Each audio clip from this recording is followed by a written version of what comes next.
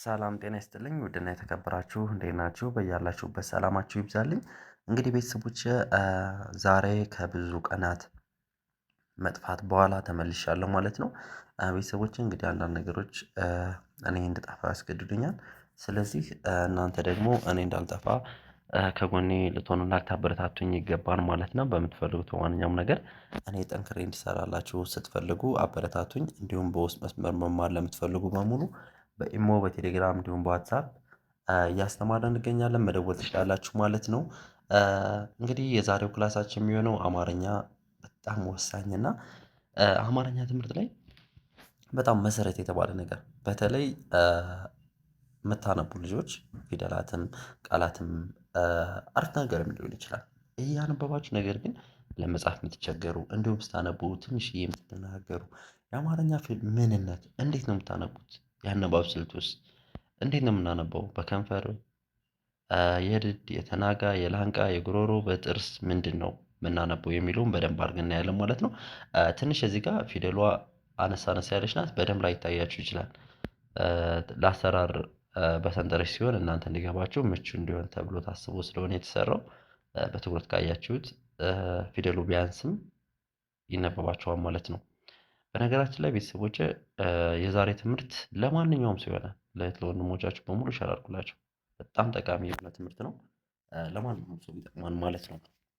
እሺ እዚህ ጋር ምንድነው የከንፈር ይላል። የከንፈር የከንፈር የሆኑ ፊደላቶች ናቸው እዚህ ጋር የከንፈር የሆኑ ፊደላቶች ማለት ነው።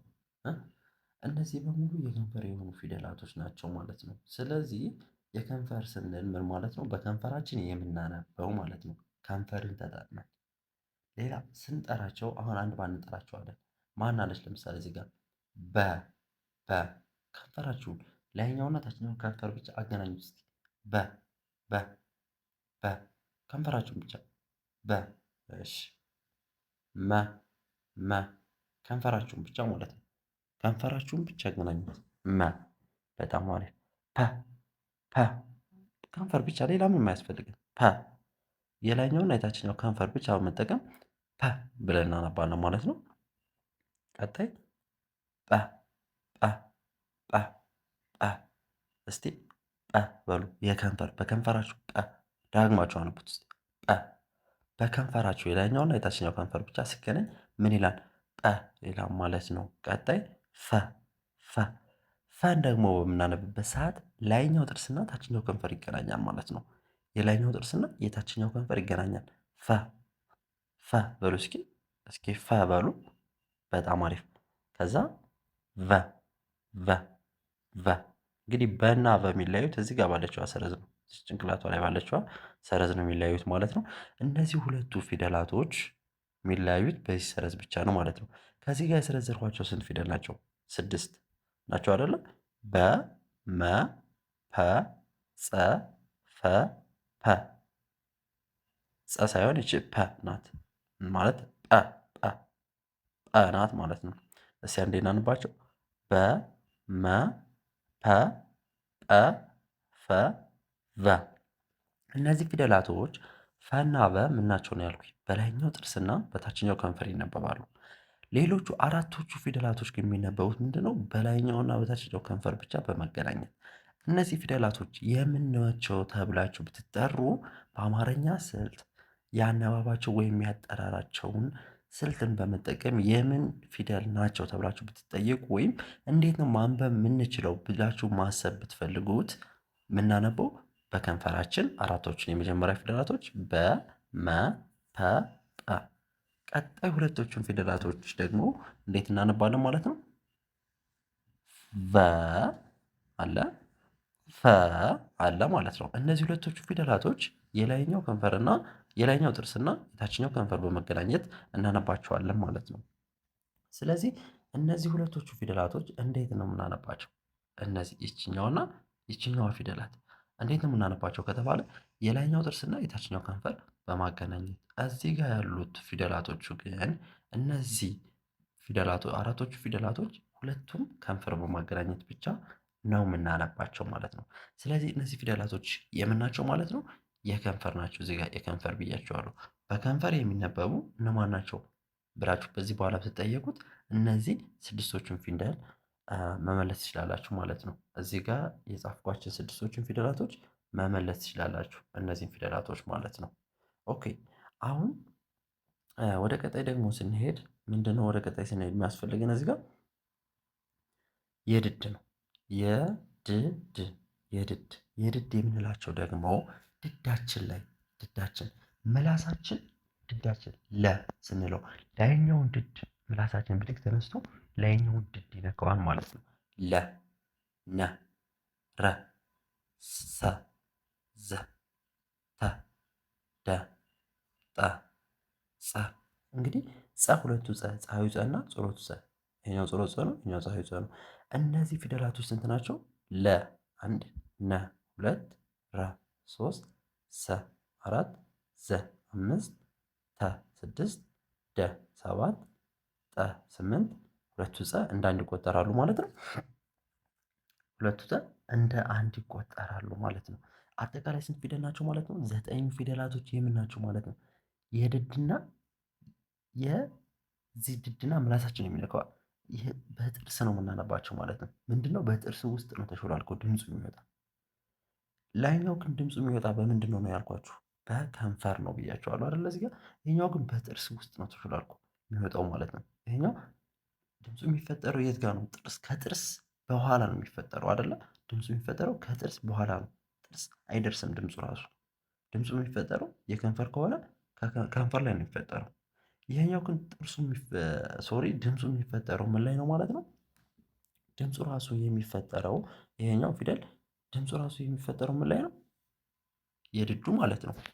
ከውስጥ ነው፣ ከጥርሳችን ውስጥ ነው የሚወጣው። ለ ስትሉ ጥርሳችን ክፍት ብሎ ነው የሚወጣው። ለ ካላችሁ በኋላ ጥርሳችን ክፍት ይላል እና በጥርስ ውስጥ ነው የሚወጣው እንለዋለን ማለት የድድ ነው፣ ነገር ግን በጥርስ ውስጥ ይወጣሉ ማለት ነው። እሺ በጣም አሪፍ። አሁን ከዚህ በመቀጠል ደግሞ ምንድነው ተናጋ ማለት ውስጥ ከጉሮሯችን ከፍ ብሎ ከድዳችን ዝቅ ብሎ ያለው ማለት ነው። እሱ ምን ይባላል? የተናጋ ሸ በሉ እስኪ ሸ ዠ ቸ። በጣም በትኩረት እዚህ ጋር ማየት ያለባችሁ ነገር ነው። በነገራችን ላይ በጣም ትኩረት ይፈልጋሉ የተናጋዎች የድድ፣ የከንፈር፣ የላንቃ፣ የጉሮሮ በአምስት ነው የከፈልናቸው አይደለ?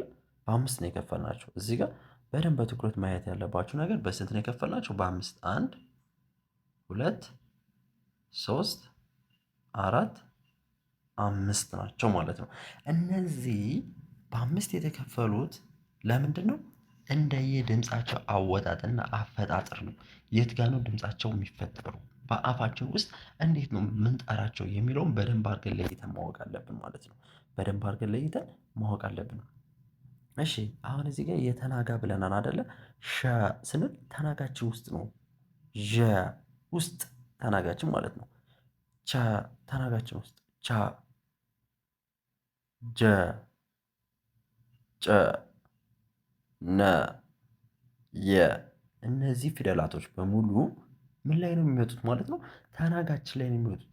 እና የሚወጡት በምንድን ነው? በላንቃ ይሆናል። በላንቃ ይወጣሉ ማለት ነው። እንዲሁም ደግሞ ምናቸው ጠንካራ ነው። ቻ ስትሉ ጠንካር ነው የምታደርጉት።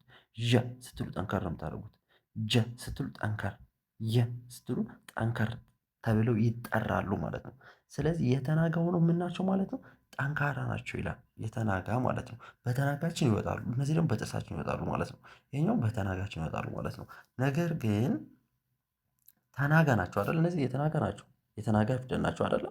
የተናጋ ፊደል ሆነው በደንብ አድርጋችሁ ማወቅና ማየት ያለባችሁ የሚወጡት በላንቃ ነው። እዚህ ጋር ደግሞ የድዱ ነው የሚወጡት በምንድን ነው? በጥርስ ነው። እዚህ ጋር ከንፈር ናቸው። ከንፈር ነው። ከንፈር ሆኖ መቼም ወደ ሌላ አይሄድም ማለት ነው። በደንብ አድርገን ይሄ እነዚህን ማየት ይጠበቅብናል ማለት ነው። ቀጣይ ደግሞ ምንድን ነው? የላንቃ አለ። የላንቃ አራተኛው ማለት ነው። የላንቃ አራተኛው ፊደል ከ ከ ገ ሀ። እንግዲህ እዚህ ጋር የተናጋ ሆኖ በላንቃ ነው የሚወጣ ብለናል። ይሄ ግን ምንድን ነው? ተናጋ ማለት ከላንቃ ውስጥ ነው ያለው አይደለ? ላንቃ ማለት ደግሞ ከተናጋ ወደ አፋችን ጠጋ ያለ ነው፣ ወደ ውጭ ማለት ነው። ለዛ ነው እንትን ያሉት ማለት ነው። ስለዚህ የላንቃ ሆኖ ለስላሳ ነው። ከ ስንል ቀለል አድርገን ምንም አይከለክለንም አይዘንም። ገ ስንልም አይከለክለንም አይዘንም። ኸ ስንልም ምንም የሚይዘንና የሚከለክለን ነገር አይኖርም ማለት ነው። ስለዚህ እነሱ ሶስት ፊደላቶች ምን ናቸው? የላንቃ ናቸው ማለት ነው። ሶስቱ ፊደላቶች ሀ ደግሞ ሀ ስትሉ በነገራችን ላይ ብዙ ጊዜ ብዙ ተማሪዎች ምናልባት ኮሜንትም እስኪ አድርጉልኝ እስቲ ኮሜንትም አድርጉልኝ ሀና አ ስናነባቸው በጣም ይመሳሰላሉ። ብዙ ለጀማሪ ተማሪዎች ነው የሚመሳሰለው። በነገራችን ላይ ለጀማሪ ተማሪዎች ይመሳሰሉብናል። ለምንድን ነው የሚመሳሰሉብን ብለን ስንጠይቅ ሁለቱም የጉሮሮ ሆኖ በጣም የተቀራረቡና በጣም ትንሽዬ ስለሆነ የሚለያቸው ማለት ነው። አ ስንል ጉሮሯችን በደንብ ይከፈታል። ሀ ስንል ደግሞ ጉሮሯችን በደንብ አይከፈትም። ከዛ ሀ የሚለው ድምፅ ከወጣ በኋላ አ የሚለው ድምፅ ይደምቅበናል። ለዛ ነው ተመሳሳይ የሚሆኑት። ስለዚህ እነዚህ ሁለቶቹ አ ናቸው። እንዲሁም ሌሎቹ ሀ ማናለች እዚህ ጋር ሀመርኋ አለች አይደለ? ሀመርኋ አለች እዚህ ጋር ሀመርኋ አለች። እንዲሁም ደግሞ ማናለች ብዙሃኑ ሀ አለች ማለት ነው። ብዙሃኑ ሀ አለች እዚህ ጋር ብዙሃኑ ሀ ትኖረናለች ማለት ነው። ብዙሃኑ ሀ ትኖረናለች። እነዚህ ፊደላቶች አምስት ይሆናሉ ማለት ነው። እነዚህ ከሞክሸ ፊደላቶች ጋራ የጉሮሮ የሆኑት አምስት ይሆናሉ ማለት ነው። ስለዚህ አጠቃላይ ፊደላቶቹ ስንት ናቸው? 34 ናቸው። ከ34ቱ ፊደላት መካከል ሁሉንም ፊደላት አይተናል። ነገር ግን እዚህ ጋር ሞክሸ ፊደላቶችን ላናያቸው እንችላለን። ልክ እንደ ሰ ለምሳሌ ሰዓቱ ሰና ንጉሥ ሰ ተመሳሳይ ስለሆነ ማለት ነው። ሀ ሁሉም ሀ ተመሳሳይ ስለሆነ ሁለቱን ሀ አስቀርቶታል አንጽፈውም አይደለ? አ ምናልባት አጋጣሚ ሁለቶችን ጽፌያለሁ፣ ጸ ሁለቶችን ጽፌያለሁ። ነገር ሁሉም ተመሳሳይ ነው ማለት ነው። ሞክሸ ፊደላት ከሆነ ተመሳሳይ የሆነ እንትን አላቸው። የጉሮሮ ከሆነች ሀ ለምሳሌ የጉሮሮ ናት። ሀሌታ ውሃም ሀመርኋም ብዙሃን የጉሮሮ ናት ማለት ነው። የላንቃ ሶስት ፊደላቶች አሉ። ማን ማን? ከገ ሀ። የተናጋ ስንት ፊደላቶች አሉ ማለት ነው? 7 ፊደላቶች አሉ። ማን ማን ናቸው? ሸ፣ ዠ፣ ቸ፣ ጀ፣ ጨ፣ ኘ፣ የ። በነገራችን ላይ እዚህ ጋር በደንብ አድርጋችሁ መያዝ ያለባችሁ የተናጋ ላይ ራሱ እነዚህ ፊደላቶችን ጥሩ በምልባችሁ ሰዓት እነዚህ ፊደላቶችን በጣም ግርም የሚለኝ ነገር አንዳንዴ እነዚህ ፊደላቶችን ጥሩ ስል ይመሳሰልባችኋል። እነዚህ አራቶቹ ሸን ጥሩ ስል ቸን ትጠሩልኛላችሁ። ዠን ጥሩ ስል ጀን ትጠሩልኛላችሁ። ዠ ስሉ ጀ ለምንድን ነው ብሎ የጠየቀ ተማሪ የለም እስካሁን ሳስተምር ማለት ነው። ለምንድን ነው የሚያስቸግሩን? የተናጋ ስለሆኑና ስለሚቀራረቡ ነው። ነገር ግን በጣም ትልቅ የሆነ ልዩነት አላቸው ማለት ነው።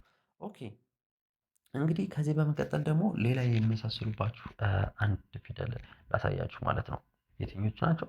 ተ እና ጠ። ጠና ተ ታን ጻፉ ስል ጣን ትጽፋላችሁ። ተን ጻፉ ስል ጠን። ለምንድን ነው የሚመሳሰሉት? ሁለቶቹም የድድ ስለሆኑ ማለት ነው።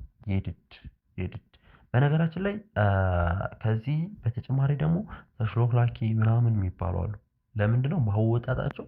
ተሽሎክልኮ የሚወጡ ተሽሎክላኪ በጣም ብዙ አይነት አለ።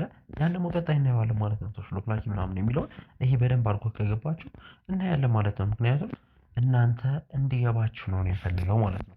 ኦኬ ከዚህ በመቀጠል ደግሞ አሁንም የሚመሳሰሉባችሁ ማና ማን ናቸው ማለት ነው?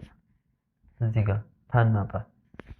እስቲ ፐና ጰ ያልተመሳሰለበት ማንኛውም ተማሪ የመጀመሪያ ፐ ጻፉ ስል ጰ ስትጠሩ ራሱ በጣም ያስቸግራሉ።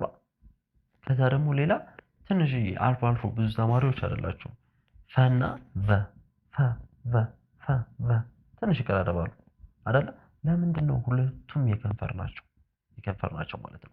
ስለዚህ ውድና የተከበራችሁ የኔ ቤተሰቦች የቻናሌ የዕለት ተዕለት ተከታታዮች እና ቤተሰቦች መጀመሪያ ላይ እንደነገርኳችሁ እንግዲህ በአንዳንድ ምክንያት ቻናሌን ለተወሰነ ለሁለት ሳምንት ምናምን ያህል ቪዲዮ መልቀቅ አቁሜበታለሁ። ነገር ግን አሁን በአዲስ ተመልሻለሁኝ።